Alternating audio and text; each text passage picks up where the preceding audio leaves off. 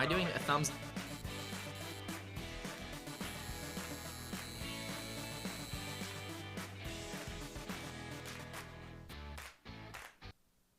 On today's episode, we break down the biggest moments in sports from the last week of action featuring an SEC-dominated college football season, one of the most insane starts to an NFL season in recent years, and the always entertaining MLB postseason. Plus, we dive into the latest Texas athletic news, including the upcoming game, which is the Red River rivalry, which we know everyone's excited for. It's October, folks, the best month in sports. All this and more on the 1-0 Sports Show.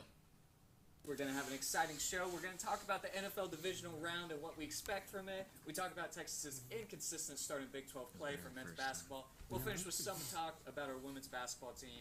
So we got a packed show today.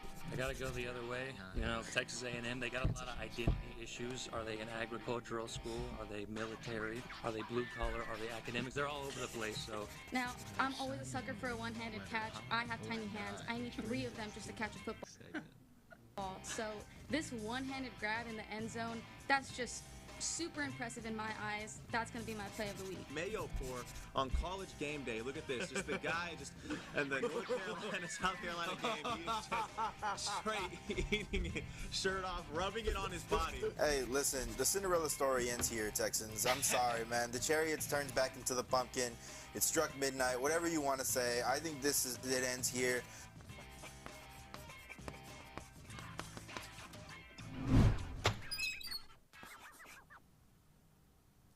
Today's show is brought to you by Cap Metro, Austin's transit system. We connect you to work, school, play, and everywhere in between.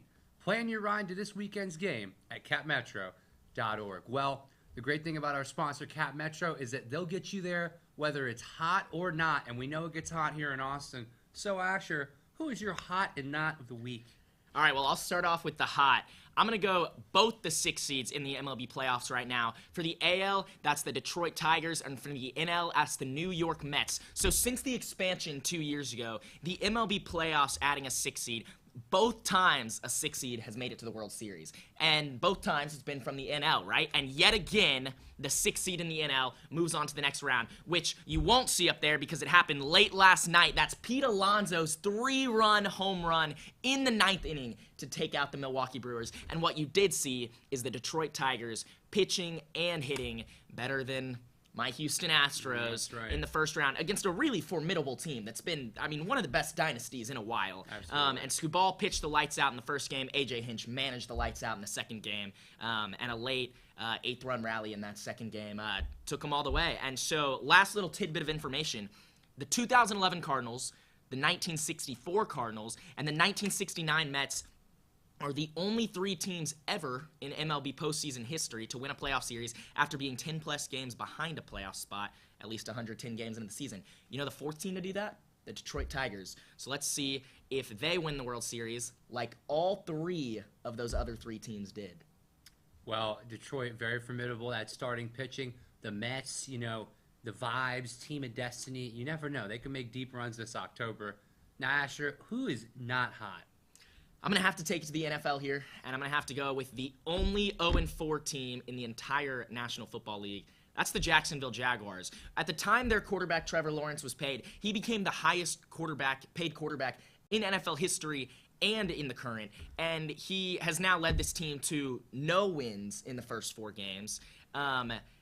And this last game against a really sloppy, honestly, Texans team, who I think has double-digit penalties in every single game this season.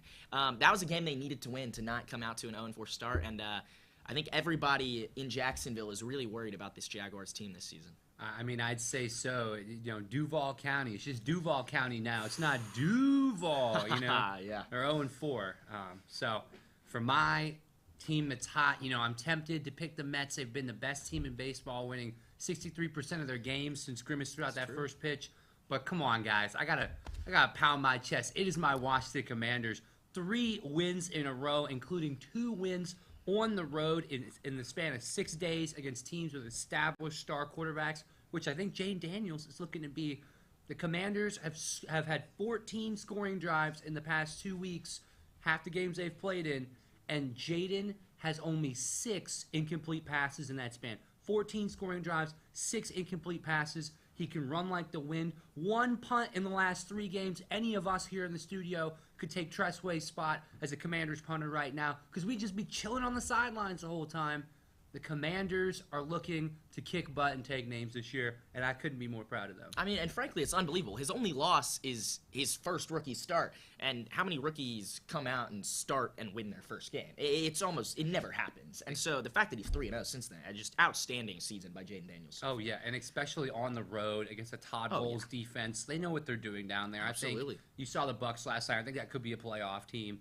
And, yeah, he's just getting his feet wet and figuring out the playbook. As for my who's not, you referenced it earlier. I'm sorry. It is the Stros, but also the Baltimore Orioles. Both teams went out sad in the wild card round. I know Birdland was hurting. They had their wings clipped. Many of my boys back home, very sad. Each team got swept at home by the Tigers and Royals, respectively. Teams that were good and got hot, but barely snuck in the playoffs. That powerful O's lineup, 1 run in 18 innings. I get it. The Royals have had a great pitching staff this year, but they just flummoxed them. And then the Stros couldn't get much either, especially game 1. You know, Tarek Skubal, it's understandable. Cyan Astros fans tell me, nah, Hop, we'll be fine game 2. We'll be okay. And nobody's hitting Skubal right now. True, but y'all didn't hit them in game 2 either. And they did a Johnny Holstaff game in game 2. And then Ryan Presley struck again in the 8th inning. 3 earned runs, put the game out of reach. You know, now you could lose Bregman. You could lose Kyle Tucker. Season of uncertainty for a team that previously had made 8 straight NLSs. Couldn't happen. ALCSs couldn't happen to a better organization. And but takes off in this Astros fans. At least you got 2 championships. You made those ALCSs in a row. The O's, meanwhile, have lost their last 10 playoff games, folks. A streak dating back to the 2014 ALDS. Do you remember 2014? That's a long time ago, guys. It's a long time. All right, yeah. I mean, I totally agree with you. I think the Orioles have the benefit of having a young roster, so, you know, they could be back next year, and the Astros have the opposite problem. But we know their pitching scouting's been pretty good. There's been a couple other years we thought this dynasty might be over, so we'll see what happens next season. And I'm excited for the rest of the MLB playoffs. It's been pretty insane through one round. We got 4 good series ahead. Absolutely. Oh, yeah. All right, so what's trending? We're going to move on to some college football to start. But Georgia and Alabama faced off in what was really the game of the year, and honestly, truly, without hyperbole, could have been the best college football game I've ever watched in my entire life. Last Saturday, when Kirby Smart's Bulldogs were unable to defeat the first-year head coach, Kalen DeBoer, and Alabama. Is Bama still the top dog in the SEC? And if not, who is, Ryan? I would say that they have to be. I mean, I'd say that they're the top dog of not just the SEC, but the country. You know, Texas got put into that number 1 spot because Texas had the best win in the country. A statement victory in Ann Arbor against, you know, a weakened Michigan team, but the defending national champs. And they do look better now with Orgy back into the top 15 in the rankings. No, and they beat SC, but this is the number 1 win in the country. I get it was at home, but this was a test of Kalen DeBoer's mettle in coaching and what he's building there. And I get it. You can say, oh, they almost fumbled the lead. Sure. But who in the last few years has gotten up 28 points on Georgia in the first place? I think it was the biggest Kirby Smart's been down at halftime in his career. Probably ever. Even those mediocre first 2 years. Who does that? They got punked. And, you know, part of the comeback was they were in shell-soft coverage. They were going to give them the underneath stuff, and then Carson Beck, who I think is a fraudulent Heisman candidate, finally figured it out in the last quarter and a half. But if he doesn't, that is an absolute rout, and they're the undisputed number 1. They're number 1. Ryan Williams, they have the talent. I'm not saying they'll stay there, but they are number 1 right now, and they absolutely deserve it. Man, I mean, just let these clips just keep coming in. There are so many from this game. I just unbelievable. And unfortunately, I can't disagree with you. There's no argument to be made, really, for anyone other than Bama. I mean, the Texas Longhorns have looked amazing, and if they're able to win against OU, they have the combination of that in Michigan. But for now, I mean, that Bama win against Georgia is just—it's the best win in the country, and it could be one of the best wins in the season. And it brings up the question of a very intense game a couple weeks from now when College Game Day will either be in Knoxville for Tennessee-Bama, revisiting after 2 years ago they tore the goalposts down, or in Austin when the Bulldogs visit. So it's going to be an awesome weekend, and I'll take a little bit of a different route here and just talk about Jalen Milroe as a Heisman candidate. Oh, man. yeah. I mean, I was pro Jalen Milroe as a Heisman favorite before this week, but Cam Ward struggled against VTech, and then Jalen Milroe just was unbelievable.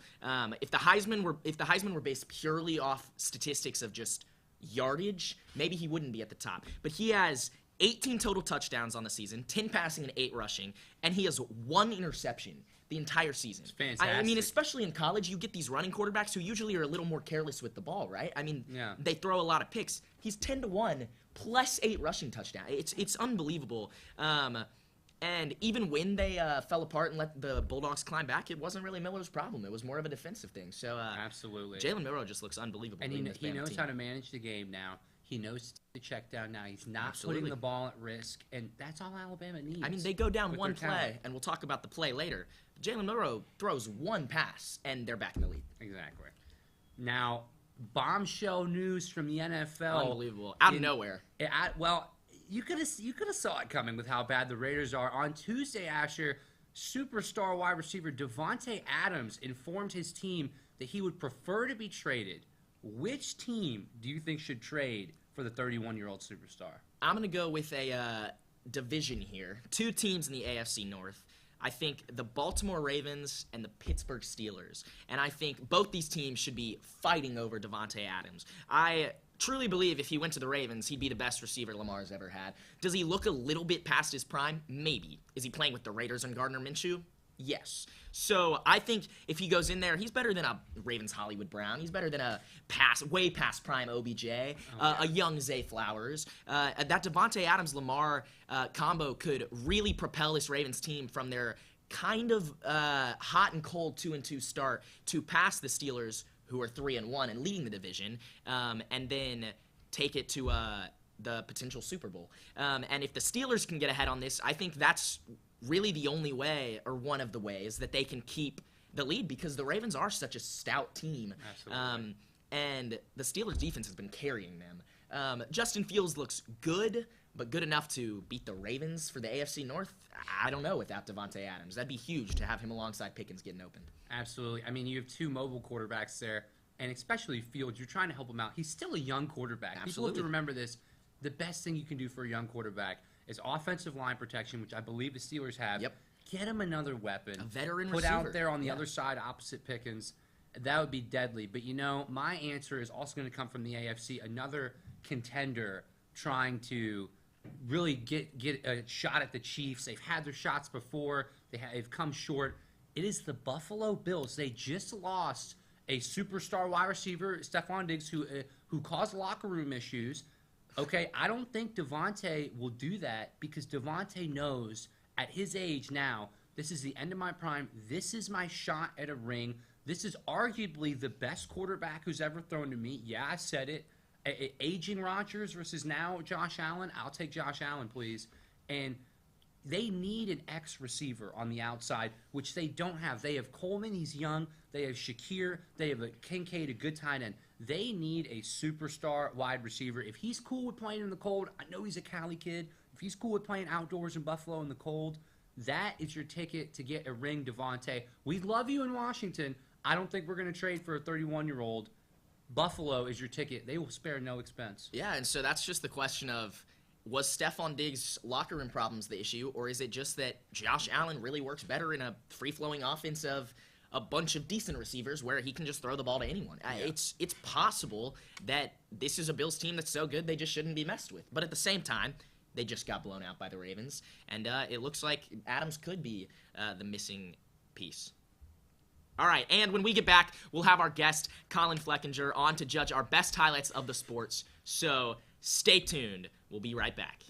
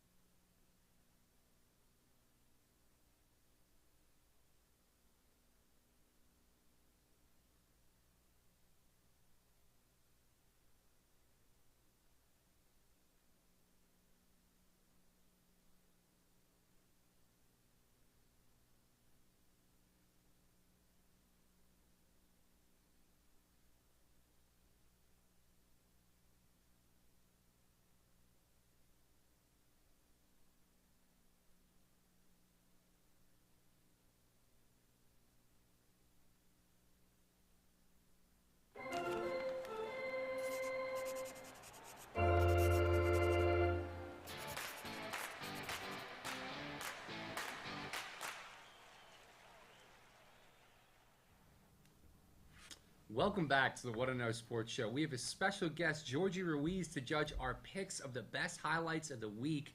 Giorgy, how you doing this morning? I'm doing great. So much happening in the sports world and just ready to get into it. Absolutely. So, coming up first, Asher and I's best college football plays of the week. We'll see which VO the control room picks first. Mine is going to have to be Ashton Genty. Slept on Heisman candidate somehow. I don't know how he slept on. 259 yards and 4 touchdowns. I mean, put some respect on his name. I know you can barely see him on that blue field. Trust me, folks, there he is. He's in the end zone. I mean, he refuses to go down. He isn't just dangerous in the open field. Between the tackles, look at this. Gets out of a phone booth, folks. I mean, he's just shredding off everybody. It's like when you turn the sliders up on Madden, and you know what? He's playing on Saturdays now, but soon enough, he'll be playing on Sundays. Look at that hurdle, guys. I mean, it's like watching Barry Sanders out there. Oh, my goodness. 24. Think about his family. So that was a heck of a play. No, it's undisputable, man. I mean, there were pretty much 2 choices here for play of the week, and we picked him. Ashton Genty's been nothing short of phenomenal, and people have been asking, is it because he's not in a Power 5 conference? But it's not. He's unbelievable. Oh, yeah. I have to go with the obvious choice, and if you don't choose it, it's because it's the obvious choice. But Ryan Williams, man, his 360 sideline catch and run to ice the game. By the way, the context here only makes the play more impressive, and just the shift of momentum on that catch is unbelievable. It's something I've literally never seen be displayed. This kid is 17. I'm young, and he's 2 years younger than me, and he's playing at this high of a level. There are like 3 different replay angles of it there, but the way he shifts that momentum, and then he does it again, and then he just outruns him. Unbelievable to ice the game. 1 play, and Bama's back in the lead. Well, I have to say that the play from Ashton was really good. I love a good hurdle. I love whenever you're able to get out of the whole block, but it will have to go to Ryan Williams. He's a youngin'. He's 17 years old. I thought that was crazy. I thought the game was over, and then Georgia finally wanted to wake up and respond, and then Ryan just shut them right back up. So, honestly, I would have to give that one to Asher. Absolutely. But definitely yours is still good, but 17 years old.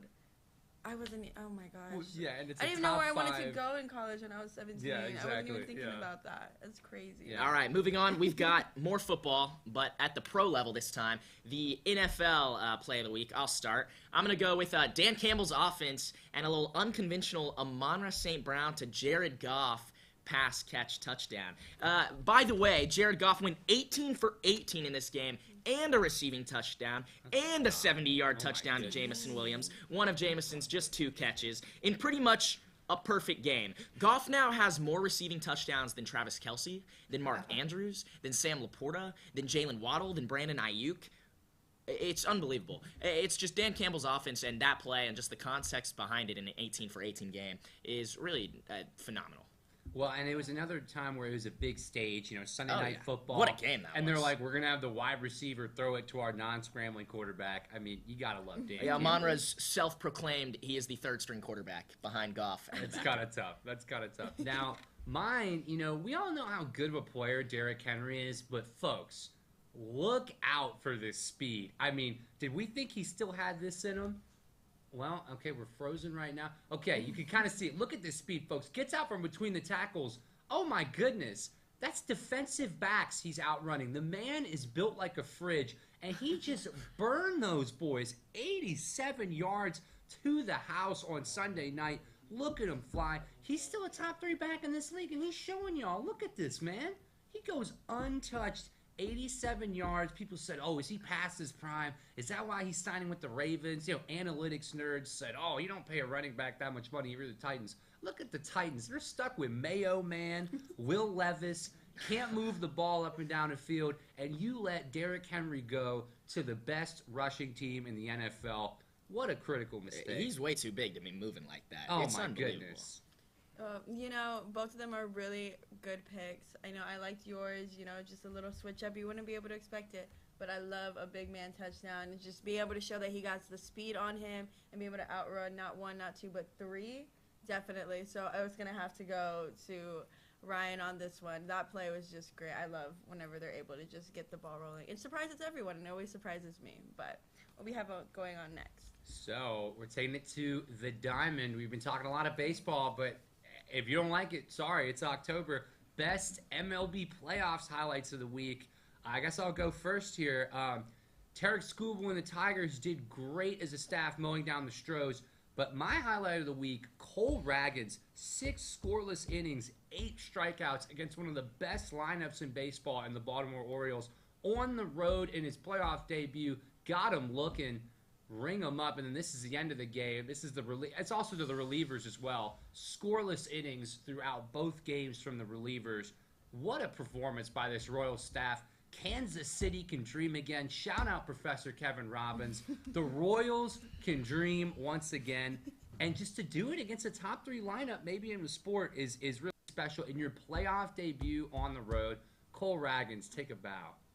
Well, for me, I have to let the record reflect that these picks were made before Pete Alonso's 3-run home run last night. Right. But That's right. I was pretty close. Let's take it back to the Mets' postseason outing where they played. These are all hits from one inning, all in the 8th, topped off by this bomb in the 9th to go 6 runs in the 8th inning, and then a 2-run bomb after allowing a bunch more a half inning later. 2-run bomb in the 9th for Francisco Lindor to ice that game, to beat the Braves in Game 1 of an unbelievable doubleheader. That felt like postseason baseball at its finest. And it was technically still the regular season. I mean, just Francisco Lindor, Linsanity, man.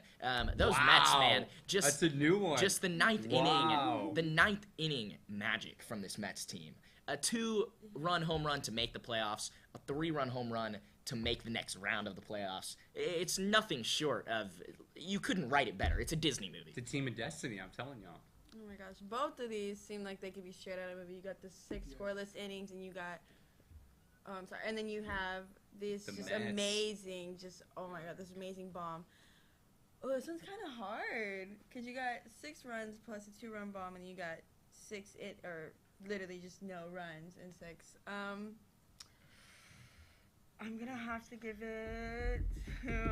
I'm gonna have to go with the bomber, because that's good just choice. so That's a good choice. game-changing. It's Good like, choice. it changes the whole momentum. It gives the fans just something, like, extravagant, so... Hey, your Ryan thing's not gonna play. He told me to yell it out. Huh?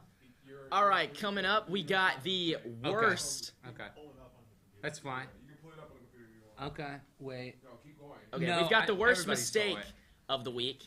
Some would call this the go Will first. Levis segment from the Oh, last few no. weeks. But unfortunately, I don't believe we got a Will Levis on his knees or diving backwards throwing the ball away moment this week. What we do have is six muffed punts in the NFL this week. Not in college football, in NFL. These are just going to play back to back to back on the close-ups.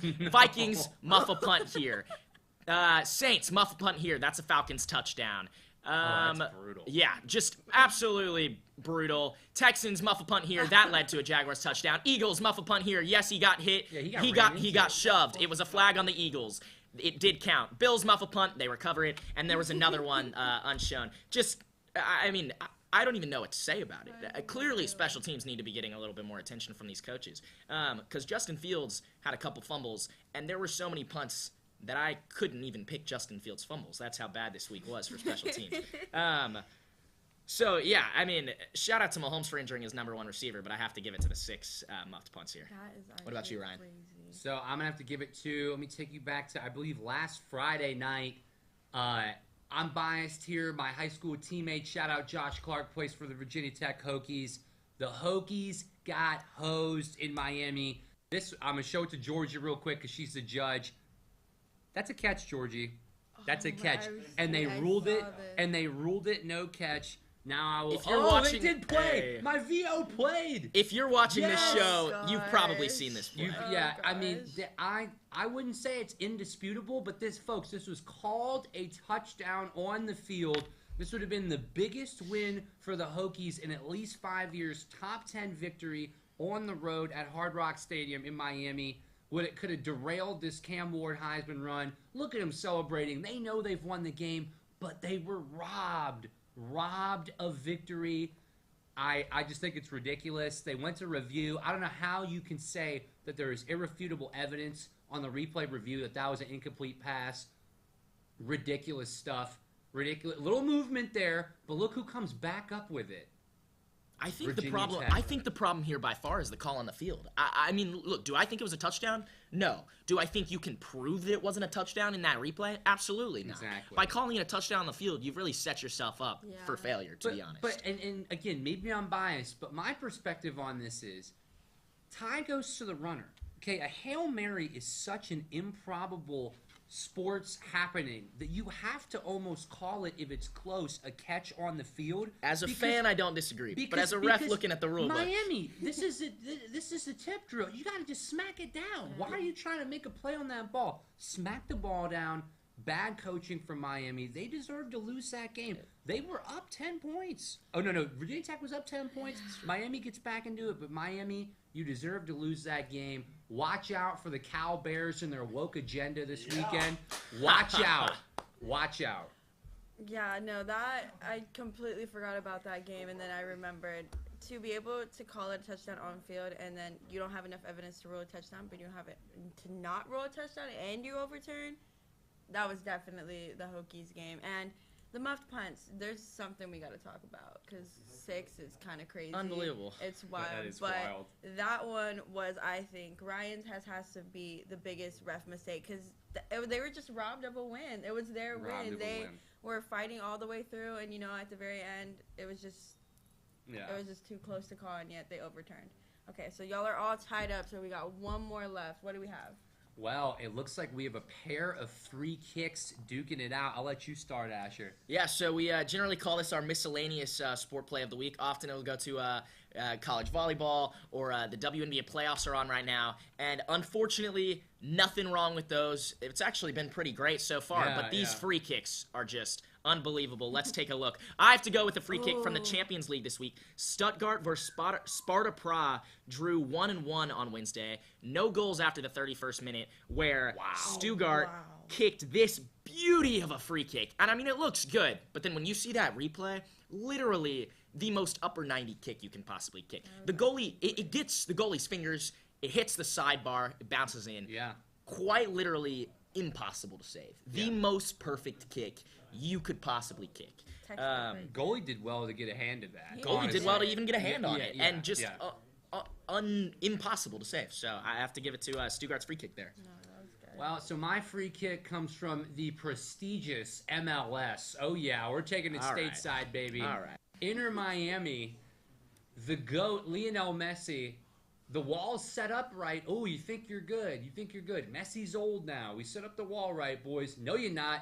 Goalkeeper, frozen, thought it wasn't going in. Just perfectly hit it with that godlike left foot around the wall. Perfect. Look, you see the bar going crazy in Miami. They probably hit the club after this game. Look at that free kick. The goalie could barely move. Bending it like Messi, not bending it like Beckham because he's better than David Beckham. What a free kick from Lionel Messi, the GOAT. He's just casually doing this. He probably, went grocery shopping at Publix after this game. That's just who Messi is, man. He's just balling. You know what? Yeah, Messi is a legend, and he that's just textbook to him. There's nothing wrong. But in my honest opinion, it could have been, it's a little close if the goalie didn't freeze up and he, reacted. So I think I'm going to have to go with Asher because, the goalie reacted, got a hand on it, but yet it was textbook. It was exactly how they teach people how to kick a free kick. And absolutely, I would have to go for that. And we got a really good pick, and both y'all had really great picks, and thank y'all for having me on. But that was definitely a great closer to have. All right, so I'll take. Came down to the wire. Yeah. I'll take the 3-2 win there. Some great clips. Hope you guys enjoyed. And now we're gonna move on to some Longhorns. Do we cut or no? Yeah, and coming up on the 1-0 Sports Show, we will talk Texas's big win over Mississippi State and look forward to the Red River rivalry. Stay tuned.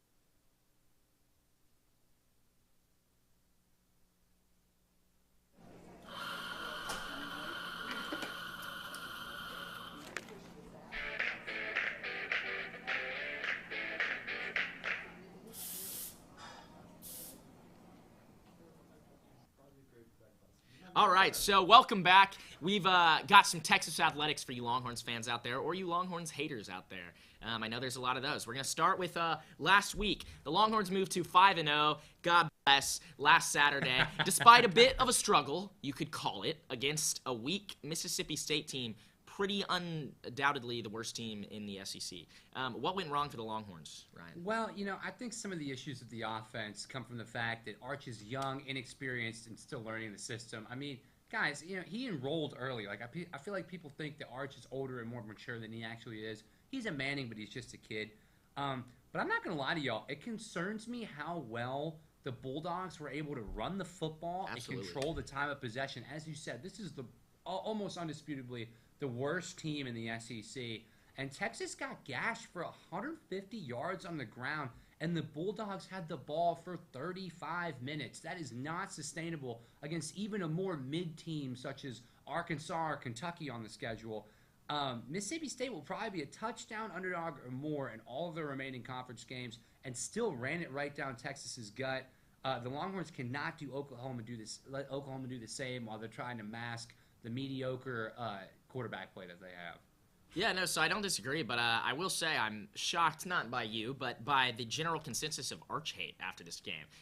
Yes, he was a little bit young and inexperienced in the first game, but this game, he really looked like an all-seasoned veteran. He was 26 for 31. 2 of those incompletions were drops, one of which would have been a touchdown. He had several rush yards as well.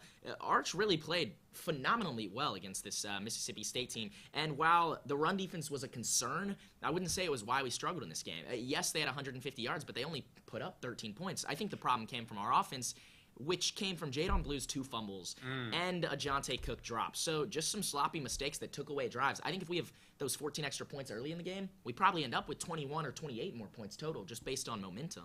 And Arch really was playing with such confidence and such a calm demeanor. And so I think it's just a bit sloppy, which is encouraging to an extent because it's very easy to say, well, we just will run Jadon Blue less. Wisner played well anyway, but it's also a bit concerning. But I'm excited to see Quinn back, and I think him taking the reins should calm this whole team down. Aren't we all? Yeah. I mean, to that effect, yeah. The running backs, C.J. Baxter tore his ACL in practice, and then Clark went out as well preseason. So Jadon Blue fumbled twice this Saturday. Wisner came in and had 100 yards rushing. If you were Coach Sark, what do you do? Well, I got to say, Quintravion Wisner, you never root for injuries of opponents or teammates, but he has undoubtedly benefited from what's happened in front of him. Like you said, Jadon Blue, 4 fumbles on only 126 career carries, and C.J. Baxter went down. Clark was always going to be more of a reserve option. I got to give it to Quintravion Wisner. 100 yards on Saturday. He has been a very effective option, but also watch out for true freshman Jarrett Gibson out of IMG Academy in Florida. That boy can run the football between the tackles, outside of the tackles. You have a lot of options here. Blue is more of your speed guy. Yeah. You have to have a mix of all 3, I think, in this Texas offense. And Sark knows how to use them. He knows how to drop a game. No, I totally agree, and I think splitting the back room up a bit is the way to do it, at least for now. We have the talent to do that, and I don't think you can just stop running Wisner, but I also don't think you should completely move on from Blue yet. So I think, you split the room. You continue to give Wisner time. I think he should probably be the lead back going into this game, and then you see what happens from there. So I totally agree with you. And then looking forward after this bye week to the all-important Red River rivalry at the Cotton Bowl in Dallas at the Texas State Fair.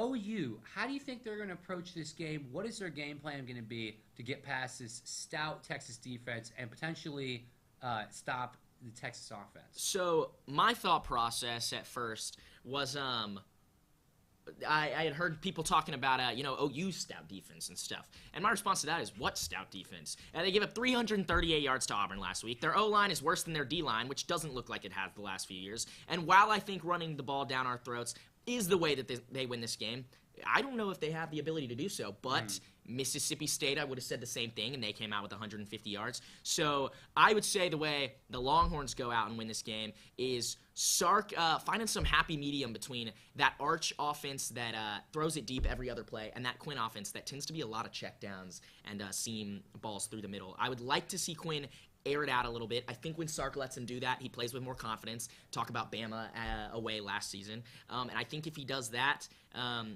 we're going to be able to win. I think it really just comes down to how Quinn comes back from injury, and I think I think he really has 2 full weeks of total rest. I think he probably could have started the game against Mississippi State if we needed him to, and we get a bye week at a critical time. So excited to see this Longhorn offense. I think it'll mostly come down to Quinn. I agree with that, but I will say, OU, if they're going to stay in this game, like Mississippi State, need to be able to run the ball and stay ahead of the chains, because that's what you have to do when you have a young, inexperienced, or not very good quarterback. And I think Jackson Arnold hits that trifecta. I think he's 100%. All 3 of those. And so they're going to try to run it to keep the ball out of Jackson's hands, or if they start that true freshman, depending on who starts. As for the Texas offense, I don't think that would be very successful. I think that the defensive coordinators of Texas are going to have the front ready to go. As for the Longhorn offense, you got Quinn back. Operate as if, as much as possible, I know it's a rivalry game, that this is business as usual. Texas, traditionally in the Sark era, has been susceptible to upsets when Sark's play calling gets overly conservative and he doesn't go for it. Remember last year in Dallas, beautiful day, but it wasn't a beautiful day until those 4 straight runs up the gut. And I get it, putting a hat on a hat, old school football, but you know what? This isn't the Big Ten. This is the SEC. Get a little creative on the goal line. Play action, a bootleg, something, even a toss or a stretch zone run to the outside. You see the kind of stuff he did against Oklahoma State last year in the Big 12 championship game, and it's passes to the O-lineman. It's the Monroe Jared Goff kind of play we saw earlier, the Stroud to Agunbawale PA rollout, those kind of plays, the stuff that mixes it up on the goal line to make sure you can get it in the end zone. So we sound like Stephen A. Smith hating on the Cowboys the way we're hating on OU. Not just because we're Texas fans, but I really do think this is a Texas team that should be able to win, but I don't want to be the one who jinxes it. So let the record show anything can happen in Dallas. And speaking of records, all records go out the window for a rivalry game. Absolutely. And I think the OU defense will try to come to play. We'll see. I mean, they did hold Tennessee's explosive offense to a little under 400 yards. If they do that, maybe they stay in it. I don't think so, however, but Texas cannot get ahead of themselves, and they got to take it one game at a time. Let the bias ring in here. We're hoping for a 49-0 win again. Moving on, we've got trivia coming up next with one of our producers, Santiago. So we're excited for that, and we'll see y'all in a second.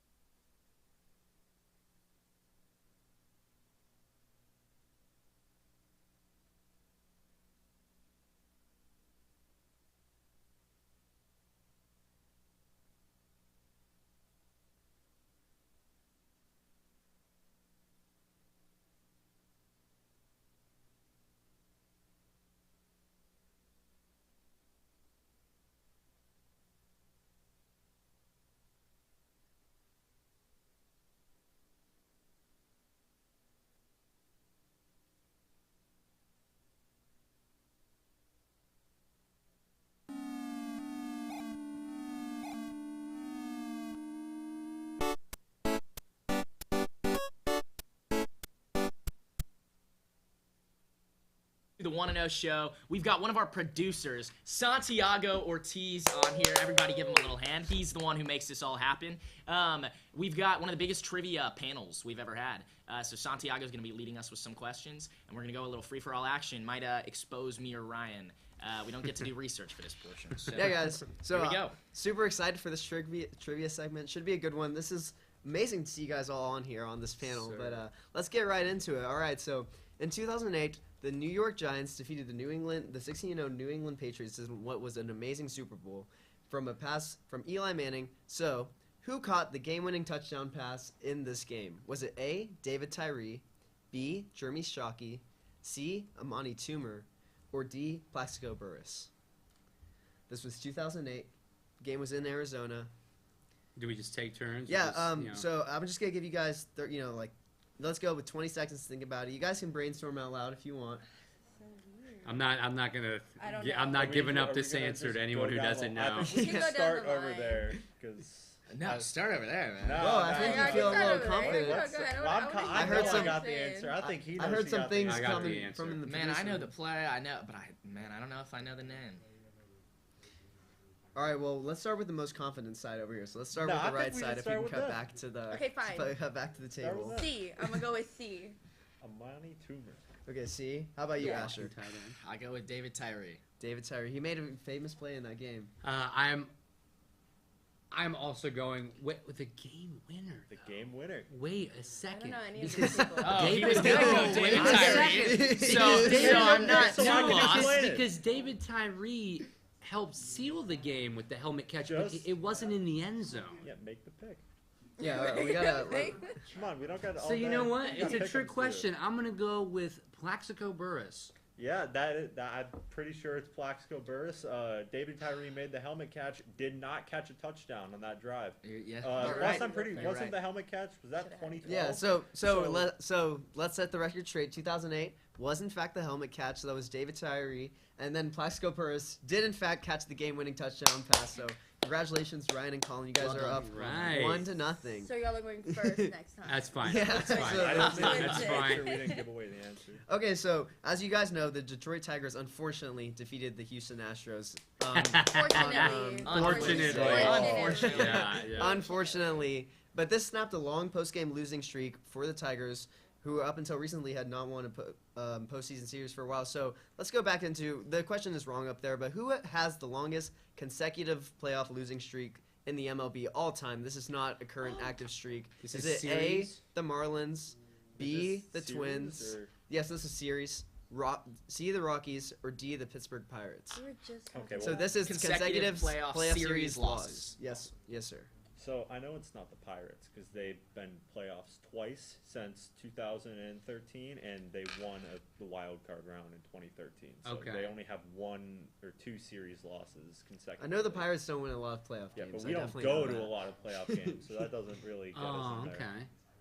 there. You know, I think the Twins are a sleeper here. They're a good team, but I don't remember them winning a series in like Even with Joe Mauer, I so don't think long.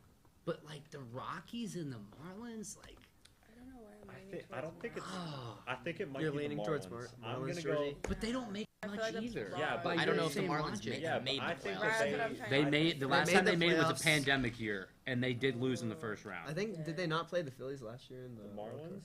I don't think No, so. Marlins No, were it was cut somebody last else, yeah. year. No. All right, All right, let's Hey, get let's it get going. some final Over there, answers here. Colin. I'm gonna lock in the Rockies. I think Okay. it was the Rockies.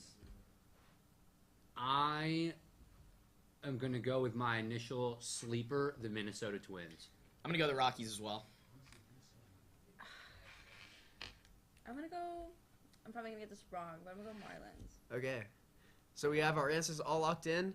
The answer was in fact the Minnesota Twins Let's with go! with 17 consecutive Wow. When playoff was the series last time losses. they won a They playoff won the series? wild card game last year against the Blue Jays. They snapped their streaks for consecutive Wow. playoff losses. So but they yes. didn't win a series with Joe Mauer at all? No, I don't think so. Wow. So Yes. that was the record. It was just snapped last year. 17? But all right. That's like 30 I years. know, that's a man. long time. But we have a very early lead from Ryan Hopper here, maybe pulling away from the crowd. All right, if we can move into the next question, if we could get it on screen just for a little technical difficulty. So, yeah, so Texas, as you guys very well know, played LSU in 2019. It was a 45-38 game. Texas was unable to stop Joe Burrow on 3rd and 18. But so that LSU team was obviously a great team. Went on to win the national championship. What was the closest game they played all season, though?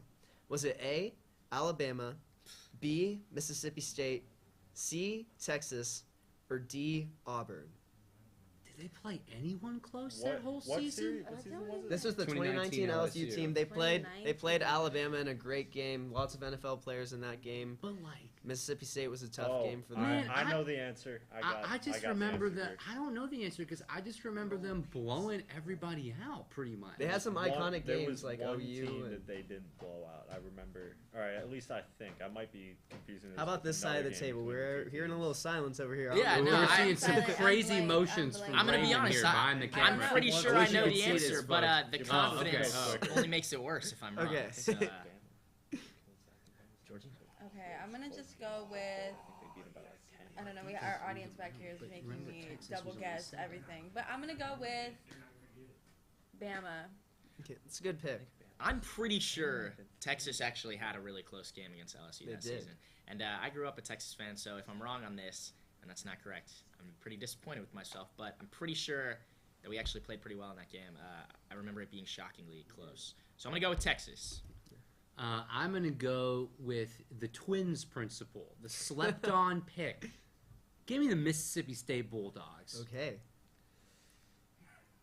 I'm gonna have to go with Bama. For some reason, I can't get the score 9-6 out of my head. I think that might have been a 9-6. much earlier game in That LSU. was- Bama. That was in 2011. Yeah. That was lit. That was a lit game.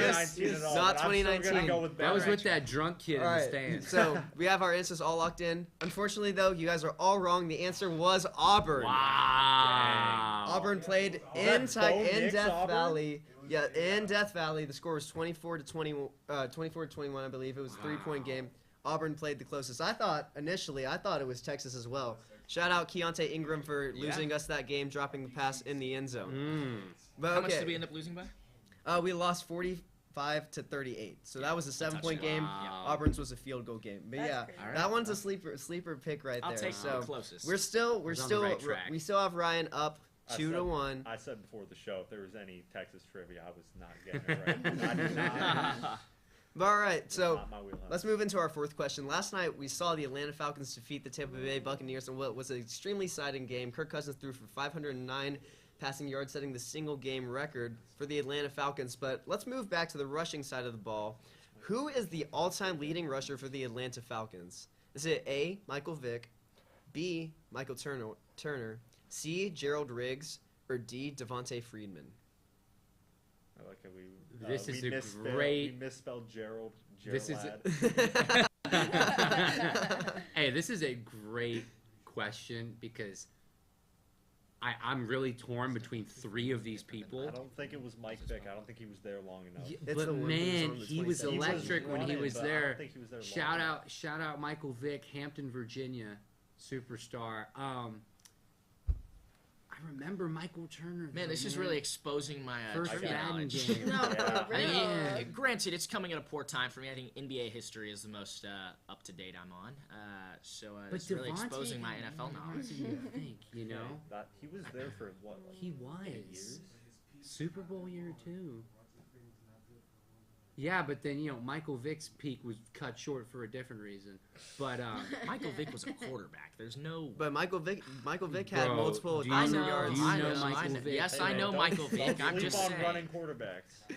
All right, or is everyone? he I was, think- I have a tentative I answer. clearly don't know. All right, let's start with the middle here first, and then let's work our way to the outside. So I'm going to go first with the guy who's in the lead. Let's go, Ryan. What's your final answer? I'm going going to go with, for no other reason, that I remember him being there for years, and he was on the first Madden game I ever owned. I'm going to go with Michael Turner, B.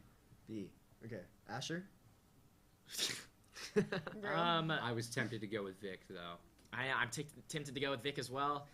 Turner was kind of leaning between the two of them. I don't want to take Turner right after you did, so I'll take Vic just for the hell of it. Let's go with Georgie. I'm gonna take Turner. I'm gonna go Michael Turner too. I remember him. All right, well, if everyone's going to go Michael Turner, I'm taking Turner too. Listen, I was remember trying to him cause some early diversity. in my No, but you life, want to pick Vic, like, because if it's Vic, you're tied. He was going crazy. I don't think it's Vic. I think it's Michael. Everyone's answers are locked in. All right. I'll take Vic. All right, drum roll, drum roll. The answer is actually Gerald Riggs.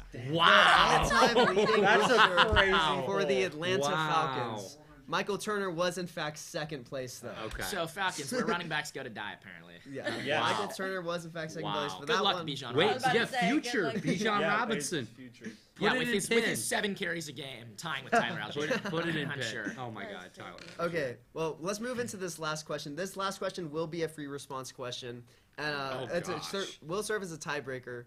Okay, I don't know why we great. made a graphic for this. Thank you to our producer Michael. But okay, so in 2016, talking about Bijan Robinson, Doak Walker Award winner. 2016, Deontay Foreman won the Doak Walker Award for Texas.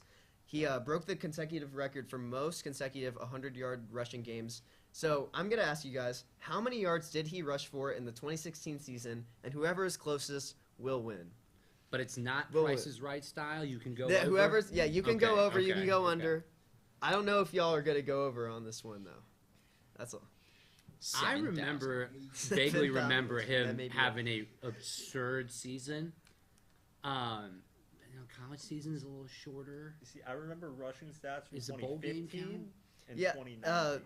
I don't think Texas. I don't know if Texas made a bowl game that Oh year. my Wow. God. This is I'm the year pretty we sure beat we Notre were Dame? 5-7 that Wasn't year. this Yeah. the year we beat number Yes. 10 Notre Dame though? Yes, But then that was the then year it that we beat completely Notre fell Dame. apart. I don't think we made a Yeah. bowl Yeah, game. it was week 1. You and know, it fell off. I'm gonna say 1,325 yards rushing. I'll All right. say 1475. It's a lot. That is a lot. I'm gonna go with 1250. I'm gonna go. You said what? 1475. I was leaning more I'll go towards 1300. 1476. Give me everything That's over the that. Price is Right Because- style look, right there. All right. Look, in 2019, there was 3 2,000-yard rushers in the NCAA, and in 2015 there was 2. I think you guys are underestimating how many. I might have. big All right, It appears great. we may have. Great knowledge. Great knowledge. All right, so the answer was in fact Deontay Foreman had 2,025 rushing yards in the 2016 y'all. season. We were not So One of Colin- 5 we and weren't 7 even close. teams. So That's Colin nuts. does in fact tie it Wow. up. Unbelievable. Tie it Wow. up. All right, gotta give us So a if tiebreaker. all right, I do have an off the dome tiebreaker situation. Another one. I don't know what's going on with our camera. We're having a little fun over there. Who's tied? But Colin and Ryan are tied. So let's just go. Do a pop question. Let's go. Pop question. Who won the 1988 NBA Finals? Whoever says it first wins. Go. The Celtics, No. the Lakers. Okay. Yeah, you Okay. can't down. Okay. Not final sure that's one. what you meant. Was it the Spurs? I don't think the Spurs even Am I exist. out of guesses? No, y'all can like go. Oh wait, back wait, and wait, forth. wait. Sorry. He Sorry. made two Wait, sorry. guesses. I Sorry. can Wait. see it. Sorry. The answer was actually the Los Angeles Lakers. Yeah! They defeated the Detroit Pistons in Game 7. The Pistons won That the was next good. year in My answer. 1989. Yeah, camera Sorry, going. Ryan. Yeah. This is a sham. I got scammed. All right, he gets to fire out 2 answers before I get to say 1. I just guessed the 2 Were teams you going? in the 80s. Were you man. going? Were you going Lakers? This is the first thing popped in my head. He I blurted it- probably he- would have said Rockets if I'm being real. I don't think the Rockets were very good in No, 1988. the but- Rockets have Look, only man, won. I with was Hakeem thinking Olajuwon, Jordan so. era. I was like, Yeah. what teams were good? Almost. Real. Almost. Well, all right, guys, that was a great segment. Thank you guys for I got having me robbed. on. You guys have a Showtime, great show baby. going today. But yeah, thank you guys. All right, yeah. Thank you, Santiago, and we'll wrap up with pick'ems when we come back after this. Much better.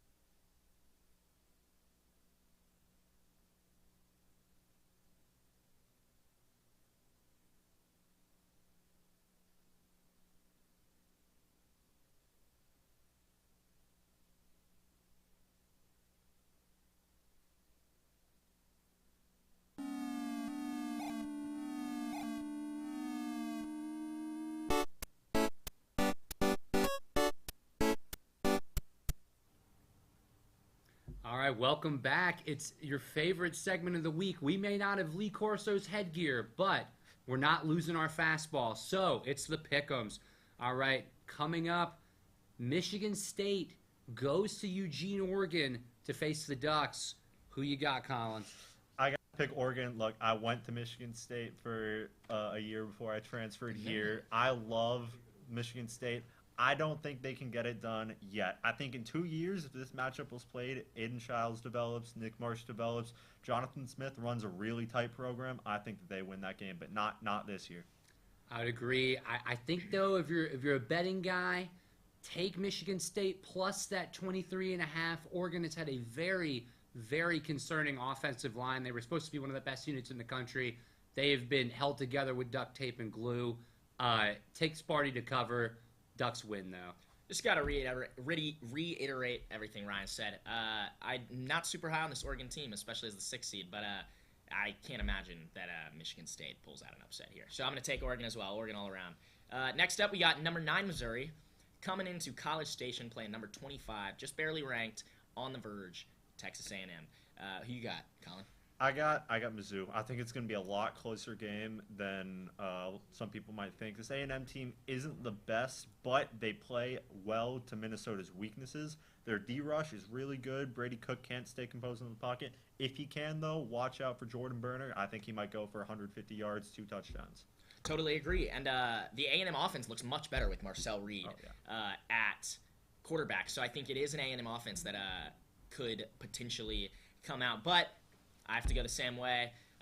Same as Oregon. I don't think they pull off the upset. I'm going to go Mizzou as well. Ryan? I mean, I was almost tempted to go with the Aggies here, as much as that's sacrilege to say around here. I think this would be a toss-up game because, like you said, Marcel Reed has pleasantly surprised. I don't know, toss-up. Marcel Reed has pleasantly surprised many. Well, Vegas will have you think it's a toss-up spread. It's a 2-point spread, folks. Mizzou is only favored by 2 points, but this is going to come down to Brady Cook, the veteran, just being more experienced than Marcel Reed. A&M's defense will keep them in the game like they did against Notre Dame at home against Kyle Field with that 110,000 strong 12th man. But I got the Tigers by about a touchdown or so. Look for Luther Burden to go off 150 yards maybe. Mizzou, school I almost went to, tight W on Saturday. Yeah, excited to have Mizzou play a real team. That's right. And speaking of real teams, Ohio State, they finally face kind of a real team in Kirk Ferentz's Iowa Hawkeyes. You know there's going to be 50 runs in this game, folks. Who do you guys have?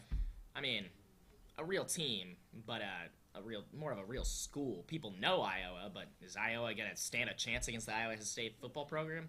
I don't believe so. I'm going to Ohio State for all the reasons anyone who watches football knows. I'm going to go Ohio State, too. Cade McNamara versus Ohio State, that ain't happening. We saw what happened in 2019. We all know he's not performing. Give me Ohio State. To be honest, until this moment, I didn't know Cade McNamara was still playing college football. I thought he and Stetson Bennett were over in some, consultant company right now. Buckeyes by 1 million. I don't know what the spread is on this game. Take Ohio State. They should blow Iowa out. When Iowa can't run, when they have to make up a deficit, what are they going to do? They're going to short circuit like a computer. It's just going to be awful. And then what I referenced earlier, next game, Miami, party, South Beach. They travel to face Cal Berkeley and the woke agenda. This is a big one. It's such a bad week of college football that College Game Day will be in Berkeley for this one. Who do you guys have? Give me Cal. It's a crazy pick, but this Cal team is good. They went on the road and beat a decent, not great Auburn team. I think that we saw Miami struggle last week against Virginia Tech at a home game. You put them in California with the rowdy Cal fans. I mean, has game day ever been to Berkeley? I don't think so. Not in years. I think that the crowd gets behind them. I think that they can pull out a victory here over Miami. Look, Michigan-Washington was supposed to be the game day this week, and Washington is horrible, which we'll get to in a second.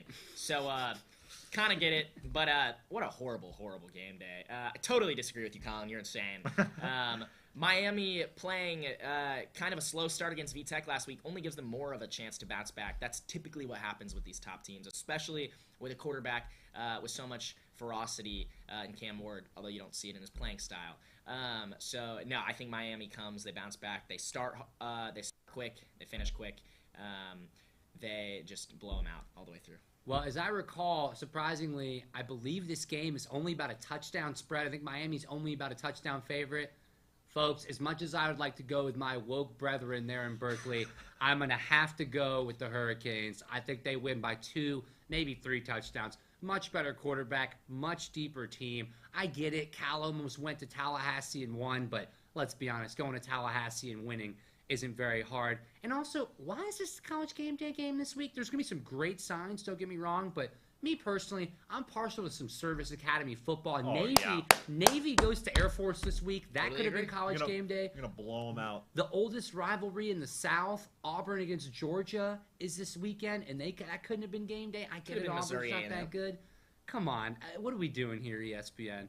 And then moving on to another game that could have been game day had Washington not been atrocious this year.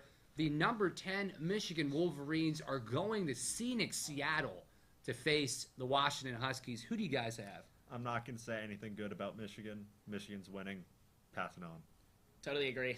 They look better with Orgy, but do they really? Or has the defense just figured it out? Because Orgy looks better on paper when you look at the offensive numbers they've been putting up since he started. But I don't think he's thrown for 100 yards in a game yet. Yeah, I mean, we're back to the Michigan running game, which is what they do so well. But and I, as a UT fan, I hope they keep winning. But the only reason they're winning this game is because Washington is terrible, so much worse than last year. And I agree with that, but suspiciously, Vegas does not agree with us. They have the Huskies as a 1.5-point favorite at home. Insane. Vegas is trying to make this seem like a college football week, when in reality it is the worst week of college football of the entire season. Or it's a trap. Now, I'm going to walk right into the trap. I got Michigan in a blowout. But folks, this is a stinky line. They call this a stinky line in the business. I'm not sure what's going on with this line. There could be insider information. Could just be a matchup play. I'm not sure. If Michigan can throw the ball with any consistency, this will be a rout. They're way better up front. I got the Wolverines in a blowout. Sherrod Moore is going to be running around the sidelines like a lunatic. I got Michigan in a rout. All right, let's move on to something much more fun, the NFL. It's been a crazy NFL season. We've got crazy teams going undefeated. We've got crazy teams who haven't won. It's the first time in 20-something years where it's the least amount of passing yards this far into a season in 20-something years, since the 90s. So much so that Cover 2 is being called for being That's ridiculous. banned, which is insane. So let's get to some pick-ems. We'll speed through these. Jets versus Vikings in London. Ryan, who do you got? You know what? And I'm not just saying this because my mom is from the New York area, but Jets, Jets. You have a long flight heading out to London, taking everyone out of their routine. The outcomes are more random. And this is where you lean on vets on offense, which the Jets, for better or worse, have, and a good defense, which they do have. And, you know, this Sam Darnold magic, I think, is to expire at some point. I just can't see them being 5-0. I got the Jets. I got the Vikings. You say Sam Darnold magic? I think it goes one more game. Revenge tour against his old team, the team that completely ruined him. I got Sam Darnold. Look, Aaron Rodgers is better than Zach Wilson was, but he's not really the Aaron Rodgers that they signed him to be. So, and the Vikings look like one of the best teams in the NFL. So I'm going Vikings. And moving on next, the Bengals welcome division rival, the Baltimore Ravens, to Paul Brown Stadium in Cincinnati. I'll go first here. I think the Bengals 1-3 in a desperation spot. Joe Burrow has his game of the season, and the defense actually gets a turnover or a stop sometimes. I got the Bengals in a squeaker. All right, as a certified hater, Steelers fan, hate both of these teams. I will be watching this purely because no matter who wins, a team that I don't like loses. That said, give me the Ravens. I'm going to take the Ravens as well. The Bengals look like the worst they've looked with Joe Burrow at quarterback. And the Ravens, after kind of a slow start, have bounced back to 2-2 and are looking to take that division lead above the Steelers. So Bills-Texans, this will be a fun one. Stephon Diggs return game. We'll hear from you in a second on that, Ryan. Colin, who do you got? I got the Bills. Josh Allen proved he doesn't need a star receiver to do well. He's got the power of friendship with Keon Coleman, and they are popping. Give me the Bills. I'm going to take the Texans in a big Stephon Diggs product of Montgomery County, Maryland. Shout out to DMV. Yep. Huge game for Stephon Diggs. Revenge game. he's going to try to prove that he wasn't the diva in that locker room. I got the Texans by a touchdown. Look, as a Texans fan who thinks they really do have a chance because, come on, this is supposed to be a good game, I'm going to take the Texans, but I'm a little worried. It's been sloppy football, and the redeeming grace is C.J. Stroud, and the number one receiver in the NFL. I wanted to put him for Who's Hot. I didn't. Nico Collins, he's over 100 yards more than the second receiving leader, which is the first time that's happened since 2014, I think, maybe 2004. So next up we got Cowboys-Steelers, two interesting teams. Who do y'all got? Sunday Night Football. Well, I guess I'll start. We know who Colin's picking, big, waving his terrible towel over here. But, I, too, have the Steelers, despite not being – I'm Steelers curious. I'm not fully convinced by the Steelers. But it's hard to trust Dakota Prescott and the Cowboys in prime time on the road down two of their best defensive players. Any team, when you take both their starting defensive ends out, is going to be diminished, especially when you have two of the best defensive ends in the NFL in Micah Parsons and DeMarcus Lawrence. I think the Cowboys keep it close. They don't have much of a running game anymore. I just don't think that'll be enough. Pittsburgh will be jumping. Acrisure Stadium will be jumping on Sunday night. I got the Steelers by a field goal.